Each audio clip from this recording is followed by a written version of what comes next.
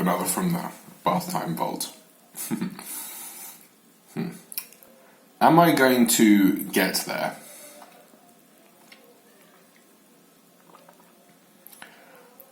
I think this is the kind of question that we're all some way asking or hoping to be true in everything we do. And by do, I mean the sense of I'm doing this kind of tension-y kind of thing. We want the answer to be yes. We want to get somewhere.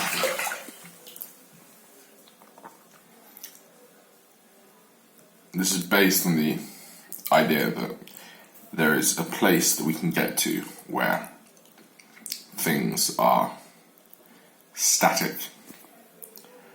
Place where we hit some kind of emotional high or state of ease, and that will stay to be the case. And I think when we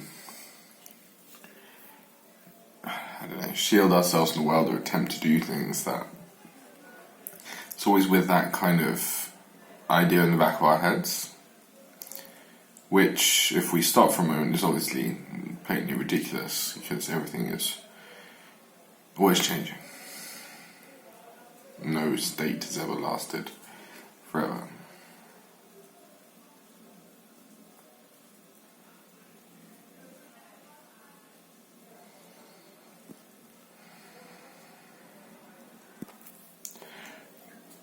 But then at the same time, there's this kind of conflict, because we know that change is possible.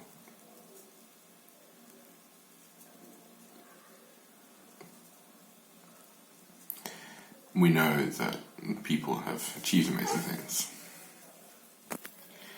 and that some kind of great sense of internal peace, or whatever it is that we're looking after, is something which comes about by conditions. It's something which happens because of what happens before it. So at the same time, we want to turn the dials and knobs here and there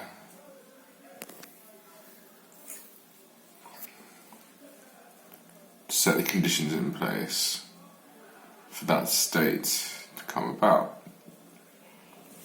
And by we here, I of course mean I. When I just quit the we shit and just talk about me.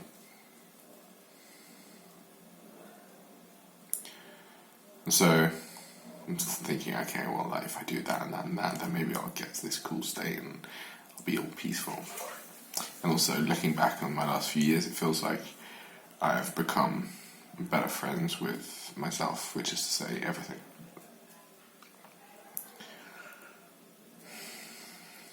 However, the conditions, I think, which was to say more like that state of ease with peacefulness, that it's not like it's a hitting a note of peacefulness. It rises and falls and goes with, change, but it doesn't resist it. A resistless state, more like that. I think it's only brought about by non-resistance. It's something which is kind of practiced or repeated or experienced again and again and again, so it becomes more persuasive, and then it becomes a more regular feature in our lives. Yes.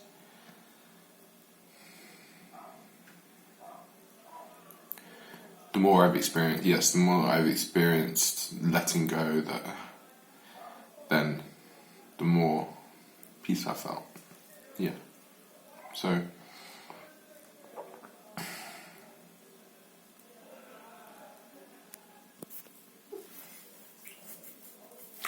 difficulty comes in when you experience the peaceful state and then you think, what made that happen? And you think, why don't I align the stars and do a bit of manipulation to try and repeat that experience, as we all do, of course. But that very manipulation is the opposite of the letting go, is the opposite of the state which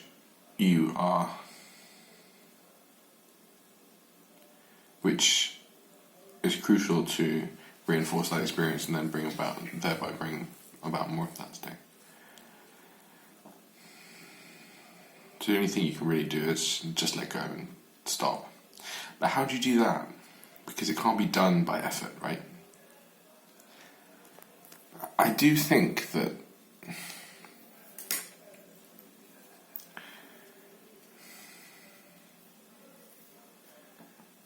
there's a difference, because it's not about discipline, about saying, I'm going to do this and this and create conditions for happiness. But at the same time, it's not about impulsivity. Acting on spontaneously off your own impulses, but rather somewhere in the middle. And I think that middle is something like mindfulness, or whatever you want to call it. And how does that come about? It's something which you're given experience of, which you're kind of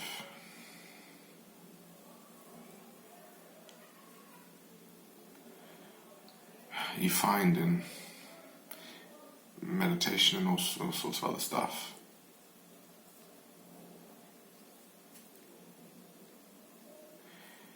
And you can you can't get a sense of how to do it, but you can get a feel for what it is to not do it, which is to tense up, which is to try.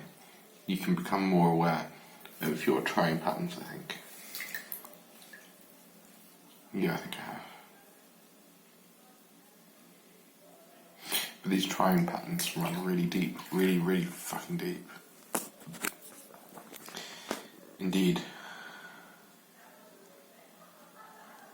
The deeper I look, the more deep I see there is to go. The more depth I see there is to go. And I have a suspicion that, more than a suspicion, that what happens is you start doing a little meditation, whenever you get a little bit chilled or whatever, and you think, oh cool, this has given me some kind of benefit, and then you are complacent, you don't really notice anything, blah blah blah. And you go a little deeper, you get deeper and deeper. The deeper you go, the more you see that your patterns are. No, I'm actually trying to show you. Reverse that thought. This is another one, this video, so I didn't actually have a conclusion on it before I started.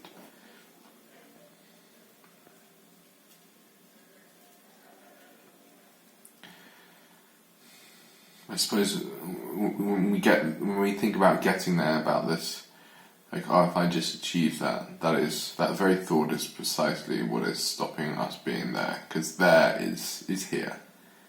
Yes, there is here.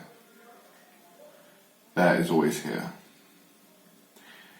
And to arrive here,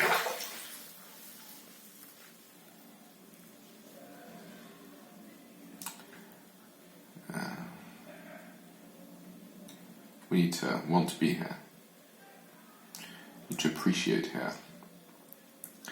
I think here is appreciated when we have the experience of how wonderful it is. I find that the more sensitive I am to the world, the more fascinating and interesting it is.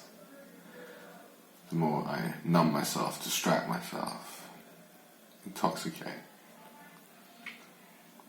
the less interesting it is. So the less here I am.